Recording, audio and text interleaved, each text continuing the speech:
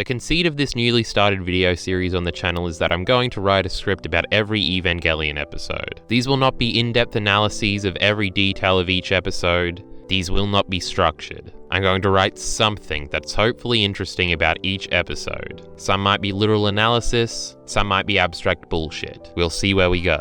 I hope this video series demonstrates just how much there is to say about this all-time great.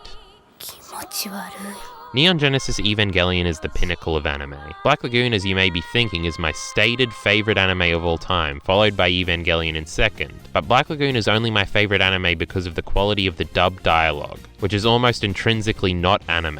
The aspect of my favorite all-time anime that makes it my all-time favorite anime has nothing to do with the original production, so I almost put Black Lagoon in a separate category. Neon Genesis Evangelion is the overall anime perfect package, in doing what anime usually tries to do. And again, the point of this video series is to demonstrate through sparseness how great this series is, so let's get into episode 1. Episode 1 of Evangelion is obviously an introductory episode, and though the different pieces being put in place in this episode seem similar to the average anime, the boy brought directly into the action and the situation as an outsider, the establishment failing to deal with a worldwide threat, the call to action, the boring-looking audience surrogate protagonist, the teasers of pre-episode 1 lore, it's all been done a million times. But it's in the execution of these many aspects that Evangelion shows its superiority. It's the abstract attention to detail that shows its quality. And the case study for this video in demonstrating all of this is Characterization, and more specifically Misato's characterization in episode 1.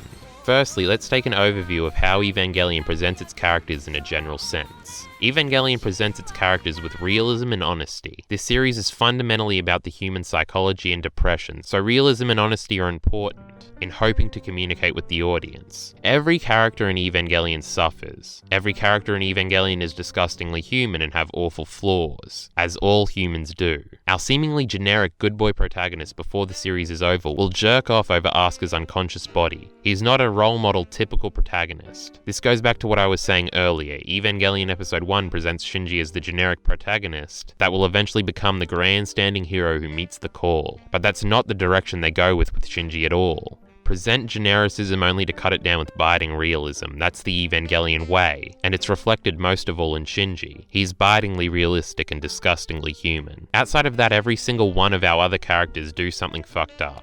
Gendo is generally a prick and a terrible father. Asuka is a brat raised so confused by everything that's going on, she only causes pain in those around her. Misato tries to throw her body at a 14-year-old boy to cheer him up. Kaji is far too handsy when he shouldn't be and is a total womanizer. I could keep going, but the point is that no one is a saint in Evangelion. And even when they present like they are, they're actually just devils. But let's go back to Misato's characterization since that's the topic of the video. To analyze how spectacularly Misato is characterized, I would like to use a framework that's introduced later in Evangelion through the Magi system. It's revealed later in the series that Ritsuko's mother, who created the supercomputer Nerve runs on, made the computer in 3 parts and named them as representations of the different parts of herself. Herself as a scientist, herself as a woman, and herself as a mother. This is obviously the computer being used as a metaphor for human identity. Each part of the computer is representative of one of 3 key parts of every person. The scientist part is representative of a person's career, the woman part is representative of a person's sexuality, and the mother part is representative of a person as a parent. The metaphor here is that the 3 fundamental parts of every human's life and identity is their career, their sexuality, not meaning sexual orientation but sexual activity, and parenthood, becoming a mother or father or starting a family. Career, sexuality, and family. Evangelion is saying that these things are what make up a person, and this applies perfectly to each character throughout the series in terms of characterization. Every character in Evangelion struggles in all 3 of these areas throughout the series, as does everyone in real life. But the case study of the characterization of Misato will bring the 2 topics we've talked about so far in this video together. The ubiquitous 3 key elements of a person we most recently went over, and this episode being a good subversive introduction for the series. As in her introductory moments, Misato is characterized subtly and not so subtly in all 3 of these areas. Let's look at the parental characterization first, since it's actually the most pronounced category Misato represents throughout the series, as she becomes Shinji's surrogate mother figure when she invites him to live at her house and looks after him. but this category is actually the least pronounced in the first episode here. Misato clearly immediately has a soft spot for Shinji. She even offered to be the one to pick him up, risking her own life during an angel attack to get him. She later even relates to Shinji's daddy issues, explaining that she has the same tenuous relationship with her father that Shinji has with Gendo. After all, this parental category isn't only about a person themselves becoming a parent, but also about a person's parents as well. And Misato is not subtle about relating to Shinji here about daddy issues. The attachment Misato has to Shinji in this short period of time is probably due to her relating to his fatherly struggles. But interestingly, in the climax of the episode, this attachment and blooming motherly affection Misato has for Shinji is challenged by her ambitions in her career.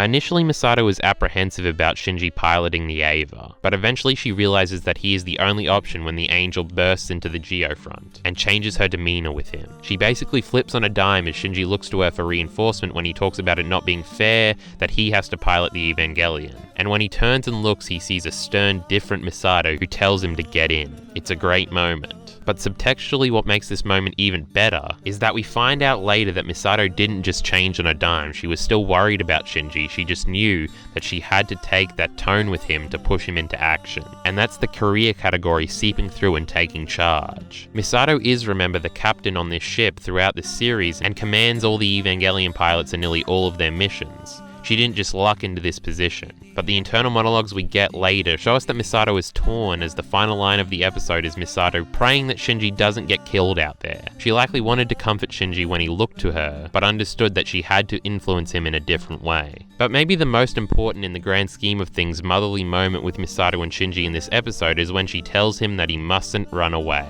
I had forgotten until this rewatch that Misato was actually the person to first say this to Shinji, as this will become throughout the series Shinji's closest thing to a catchphrase. And the way she delivers this message to him by, like a mother, lowering herself to his level was perfect framing and characterization, and definitely went a long way in cementing this line particularly into Shinji's head. This is no doubt something all our mothers did to us, especially when we were younger, and looking someone in the eye and getting on their level is a basic tactic to make someone relate to you and understand what you are saying. And on retrospect, it is perfect that the origin of Shinji's favourite line, "I mustn't run away," comes from Misato.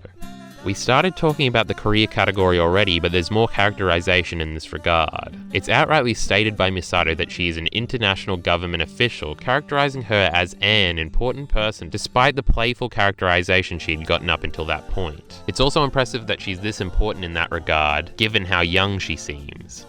Misato's ingenuity and fearlessness is on display through the opening sequence of the episode, as again she is driving around while an angel is attacking the city, effectively destroying everything in its path, but she shows no fear, characterizing her as someone who's been through far worse than this. And her ingenuity is on display when she steals batteries from other cars to power her car after it's damaged. She also humorously uses duct tape to hold her car together, characterizing her as someone who's resourceful in the face of a crisis. These are all things that will come back and be useful in future episodes and characterize Misato as more than just eye candy or a generic female character. She does, as a matter of fact, become a feminist anime icon throughout the course of the series. The last category is probably the most obvious characterization she gets and the most immediate characterization she gets in the series, which is sexuality. The first visual depiction we see of Misato is the card that she had mailed Shinji about who she is and where he should wait to get picked up. And this card is devilishly flirtatious. The kiss marking and the playful arrow pointing at her chest all characterize Misato immediately as a flirt, and more importantly as one of the hottest anime girls ever. Also, the shot preceding and during the mine explosion attack on the angel sexualize her further to the audience, as we first get the boobs in Shinji's face shot and then the monumental ass shot as the explosion happens. Now, this sexuality has a purpose in characterizing Misato as a character. This is not fan service for the sake of fan service. This is vital characterization, and again goes back to the point I made at the beginning of the video about Evangelion Episode 1, and how it's subversive. Since the sexual characterization is the first category Misato is characterized in the episode, it might lead you to believe that she's like every other anime girl who's just around to be sexy. But as the series progresses and even the episode progresses, it becomes evident that there's much more to her character, even if you weren't expecting it.